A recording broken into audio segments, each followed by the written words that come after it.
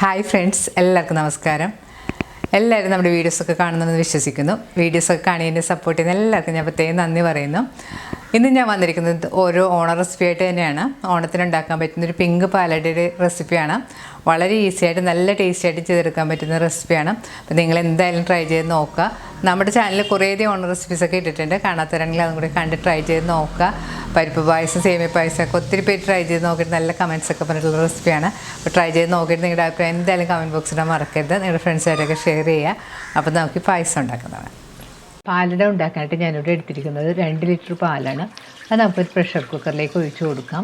പാലട ഉണ്ടാക്കുമ്പോൾ പ്രത്യേകം ശ്രദ്ധിക്കേണ്ടത്, നമ്മൾ ഉപയോഗിക്കുന്ന പ്രഷർ കുക്കർ നല്ല കഴുകി ക്ലീൻ ചെയ്തതായിരിക്കണം. നമ്മൾ കറിയെല്ലാം ഉണ്ടാക്കുന്ന കുക്കറാണെങ്കിൽ നല്ലതുപോലെ കഴുകി വൃത്തിയാക്കിയതിന് ശേഷം വേണം ഉപയോഗിക്കാൻ, അല്ലെങ്കിൽ പാല് പിരിഞ്ഞു പോകാനായിട്ട് ചാൻസ് ഉണ്ട്. അതുപോലെ തന്നെ നല്ല ഫ്രഷ് ആയിട്ടുള്ള പാൽ കൊണ്ട് വേണം പാലട ഉണ്ടാക്കാനായിട്ട്. ഇനി ഇതിലേക്ക് നമുക്കൊരു 1/4 കപ്പ് പഞ്ചസാര ഇട്ട് കൊടുക്കാം. അതിന് ശേഷം നന്നായിട്ട് മിക്സ് ചെയ്തെടുക്കണം. പാല് നമ്മൾ സ്റ്റൗവിൽ വെച്ചൊരു 3/4 മണിക്കൂർ കുക്ക് ചെയ്യും. അങ്ങനെ ചെയ്യുമ്പോഴാണ് പാലടയ്ക്ക് പിങ്ക് കളർ കിട്ടുന്നത്. ഇനി നമുക്ക് പാല് സ്റ്റൗവിൽ വെച്ച് നന്നായിട്ട് തിളപ്പിക്കണം. പാല് സ്റ്റൗവിൽ വെച്ചതിന് ശേഷം സ്പൂൺ കൊണ്ട് നന്നായിട്ട് ഇളക്കി കൊടുക്കണം, അല്ലെങ്കിൽ ചിലപ്പോൾ അടിയിൽ പിടിക്കാൻ ചാൻസ് ഉണ്ട്. ഇപ്പോൾ ഞാൻ ഇവിടെ ഉപയോഗിച്ചിരിക്കുന്നത് 5 ലിറ്ററിൻ്റെ കുക്കറാണ്. തീരെ ചെറിയ കുക്കറൊന്നും ഉപയോഗിക്കരുത്. നമ്മൾ ഒരു 5 ലിറ്റർ കുക്കറൊക്കെ ഉപയോഗിക്കുന്നതാണ് നല്ലത്. പാലിപ്പോൾ നല്ലതുപോലെ തിളക്കാൻ തുടങ്ങിയിട്ടുണ്ട്. വീണ്ടും സ്പൂൺ കൊണ്ട് 2-3 മിനിറ്റ് നന്നായിട്ട് ഇളക്കി കൊടുക്കണം. ഇനി സ്റ്റവ് ഒരു ലോ ഫ്ലെയിമിലേക്ക് വെക്കണം. അതിന് ശേഷം നമുക്ക് കുക്കർ മൂടി കൊടുക്കാം. കുക്കർ മൂടിയതിന് ശേഷം അതിൻ്റെ വെയിറ്റ് ഇട്ട് കൊടുക്കണം. പ്രത്യേകം ശ്രദ്ധിക്കണം, സ്റ്റവ് ഒരു ലോ ഫ്ലെയിമിൽ തന്നെ വെച്ച് കുക്ക് ചെയ്യാനായിട്ട്.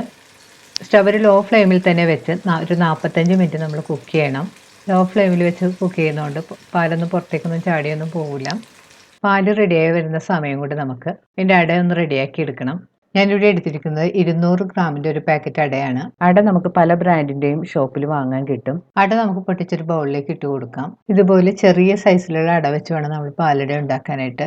അട കുക്ക് ചെയ്യുന്ന ഇൻസ്ട്രക്ഷൻ പാക്കറ്റിൻ്റെ പുറത്തുണ്ടാകും. എന്നാലും നമ്മൾ നമ്മുടെ സ്വന്തം ഐഡിയ അനുസരിച്ച് ചെയ്യുന്നതാണ് നല്ലത്. ഇനി അടയിലേക്ക് കുറച്ച് വെള്ളം ഒഴിച്ചൊന്ന് നന്നായിട്ട് കഴുകിയെടുക്കണം. അട നന്നായിട്ട് കഴുകിയെടുത്തതിന് ശേഷം അതിൽ വെള്ളമെല്ലാം കളഞ്ഞു വെച്ചതാണിത്. ഇനി ഞാനിതിലേക്ക് മുങ്ങാൻ പാകത്തിന് നല്ല തിളച്ച വെള്ളം ഒഴിച്ച് കുറച്ച് സമയം മാറ്റി വെക്കുന്നുണ്ട്. അപ്പോൾ നല്ല സോഫ്റ്റ് ആയിട്ട് വെന്ത് കിട്ടും. ഞാൻ ഉപയോഗിച്ച പാത്രം ചെറുതായത് കാരണം ഞാൻ വേറൊരു പാത്രത്തിലേക്ക് മാറ്റിയിട്ടുണ്ട്. അതിനുശേഷം കുതിരാനായിട്ട് ഒരു 15 മിനിറ്റ് മാറ്റി വെക്കാം. അട കുതിരാൻ വെച്ചിട്ട് ഒരു 15 മിനിറ്റെല്ലാം കഴിഞ്ഞിട്ടുണ്ട്. ഇനി നമുക്കൊന്ന് സ്പൂൺ കൊണ്ട് മിക്സ് ചെയ്ത് കൊടുക്കാം. അതിന് ശേഷം അതിൽ വെള്ളമെല്ലാം ഒന്ന് ഊറ്റിക്കളയണം. ഇനി ഇതൊന്ന് നല്ലതുപോലെ വേവിച്ചെടുക്കണം. അട 15 മിനിറ്റ് ചൂടുവെള്ളത്തിലിട്ട് വെച്ചപ്പോൾ കുറച്ച് സോഫ്റ്റ് ആയിട്ട് വന്നിട്ടുണ്ട്. പക്ഷേ അടയുടെ ഉൾഭാഗം കുറച്ചും കൂടെ കുക്കാകാനുണ്ട്. അപ്പോൾ നമുക്കിത് തിളച്ച വെള്ളത്തിലിട്ട് ഒന്നുകൂടെ വേവിച്ചെടുക്കണം. കുക്കർ സ്റ്റൗവിൽ വെച്ചിട്ട് 45 മിനിറ്റെല്ലാം കഴിഞ്ഞിട്ടുണ്ട്. ഞാനിവിടെ സ്റ്റവ് ഓഫ് ചെയ്തിട്ടിട്ടുണ്ട്. ഇനി ഇതിൻ്റെ സ്റ്റീം പോകാനായിട്ട് നമുക്ക് കുറച്ച് സമയം മാറ്റി വെക്കാം. ഇപ്പോൾ കുക്കറിൻ്റെ സ്റ്റീം എല്ലാം നന്നായിട്ട് പോയി വന്നിട്ടുണ്ട്. ഇനി നമുക്കിത് തുറന്ന് നോക്കാം. പാലിപ്പോൾ നല്ലൊരു പിങ്ക് കളറായി വന്നിട്ടുണ്ട്. പാലിൽ നല്ലൊരു പിങ്ക് കളർ തന്നെ വന്നിട്ടുണ്ട്. നമ്മൾ ക്യാമറയുടെ ലൈറ്റിൽ കൂടെ കാണുമ്പോഴാണ് കളർ കുറവ് പോലെ തോന്നുന്നത്. ഇനി നമുക്കൊന്ന് സ്പൂൺ കൊണ്ട് നന്നായിട്ട് മിക്സ് ചെയ്ത് കൊടുക്കാം. കുറച്ച് കൂടുതൽ സമയം വെച്ച് കുക്ക് ചെയ്യുന്നതുകൊണ്ട് പാടയും ചെറിയ തരി പോലെല്ലാം കാണും. അത് പാല് പിരിഞ്ഞതൊന്നുമല്ല, പേടിക്കേണ്ട ആവശ്യമില്ല. നമ്മളിത് പായസത്തിൽ ചേർക്കുന്ന സമയത്ത് അരിച്ചിട്ട് ചേർത്ത് കൊടുത്താൽ മതി. നല്ലതുപോലെ മിക്സ് ചെയ്തതിന് ശേഷം നമുക്കിത് മാറ്റി വെക്കാം. അട വേവിക്കാനായിട്ട് ഞാനിവിടെ ഒരു പാനിൽ വെള്ളം ചൂടാക്കാൻ വെച്ചിട്ടുണ്ട്. അപ്പോൾ വെള്ളം നന്നായിട്ട് തിളച്ച് തുടങ്ങിയിട്ടുണ്ട്. ഈ സമയത്ത് നമുക്കിതിലേക്ക് കുതിർത്ത് വെച്ചിരിക്കുന്ന അട ഇട്ട് കൊടുക്കാം. അട ഇട്ടതിന് ശേഷം സ്പൂൺ കൊണ്ട് നന്നായിട്ട് മിക്സ് ചെയ്ത് കൊടുക്കണം. ഇനി അട ഒന്ന് നല്ല സോഫ്റ്റ് ആയിട്ട് വരുന്നവരെ വേവിച്ചെടുക്കണം.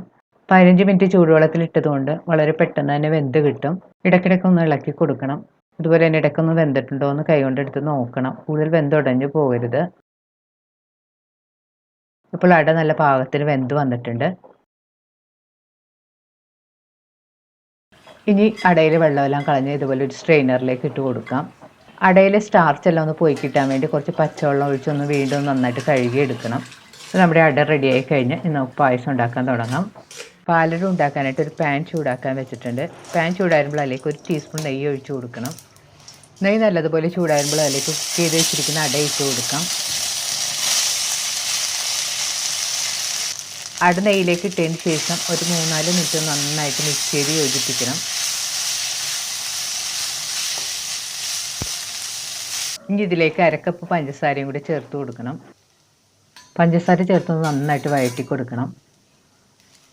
പഞ്ചസാര അടയും കൂടെ നന്നായിട്ട് മിക്സായിട്ട് വരണം. പഞ്ചസാരയെല്ലാം നന്നായിട്ട് ഉരുകി അടയിൽ നന്നായിട്ട് പിടിച്ചു വരണം. ഇപ്പോൾ പഞ്ചസാരയും അടയും കൂടെ നന്നായിട്ട് മിക്സായി വന്നിട്ടുണ്ട്. ഈ സമയത്ത് നമുക്കിതിലേക്ക് റെഡിയാക്കി വെച്ചിരിക്കുന്ന പാൽ ഒഴിച്ചു കൊടുക്കാം. പാൽ ഒഴിക്കുമ്പോൾ പ്രത്യേകം ശ്രദ്ധിക്കേണ്ടത് ഒന്ന് അരിച്ചിട്ട് വേണം നമുക്ക് ഇതിലേക്ക് ഒഴിച്ചു കൊടുക്കാനായിട്ട്. ഞാൻ ആദ്യം ഒരു 2 കപ്പ് പാല് ഒരു അരിപ്പയിലൂടെ അരിച്ചൊഴിച്ചു കൊടുത്തിട്ടുണ്ട്. അതിന് ശേഷം നന്നായിട്ട് മിക്സ് ചെയ്ത് നന്നായിട്ട് തിളപ്പിക്കണം. അട ഒട്ടും കട്ട പിടിക്കാതെ കിട്ടാൻ വേണ്ടിയാണ് കുറേശ്ശെ പാലൊഴിച്ച് തിളപ്പിക്കാൻ പറയുന്നത്.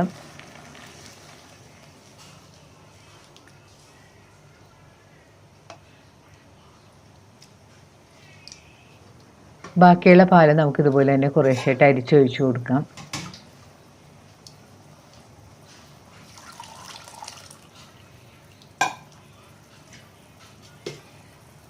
ഇപ്പോൾ പാലെല്ലാം ഒഴിച്ചു കഴിഞ്ഞ് ഇനി നമുക്ക് നന്നായിട്ട് മിക്സ് ചെയ്ത് കൊടുക്കാം. ഇനി കുറച്ച് സമയം ഒരു മീഡിയം ഫ്ലെയിമിൽ വെച്ച് നന്നായിട്ട് തിളപ്പിക്കണം. അത് ചെറുതായിട്ടൊന്ന് കുറുകി വരണം. പാലെല്ലാം ചേർത്ത് കഴിഞ്ഞ് ടേസ്റ്റ് ചെയ്ത് നോക്കണം. മധുരം കുറവാണെന്ന് തോന്നുകയാണെങ്കിൽ ആവശ്യത്തിന് പഞ്ചസാര ചേർത്ത് കൊടുക്കാം. ഞാനിതിലേക്ക് ഒരു 1/2 കപ്പ് പഞ്ചസാരയും കൂടി ചേർത്ത് കൊടുത്തിട്ടുണ്ട്. മധുരമെല്ലാം നിങ്ങളുടെ പാകത്തിനനുസരിച്ച് ചേർത്ത് കൊടുക്കാം. അതിനുശേഷം വീണ്ടും നന്നായിട്ട് മിക്സ് ചെയ്ത് യോജിപ്പിക്കണം.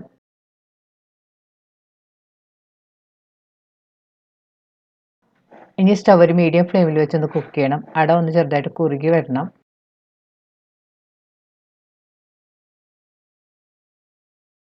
ഞാൻ ഈ പാലടയിൽ ഏലക്കാപ്പൊടിയോ അതുപോലെ നട്ട്സോ ഒന്നും ചേർക്കുന്നില്ല. അതിൻ്റെ ഒന്നും ആവശ്യമില്ല. അല്ലാതെ തന്നെ നല്ല ടേസ്റ്റിയാണ്. പക്ഷെ നിങ്ങൾക്ക് ഇഷ്ടമുണ്ടെങ്കിൽ വേണമെങ്കിൽ ഏലക്കാപ്പൊടിയൊക്കെ ചേർക്കാവുന്നതാണ്.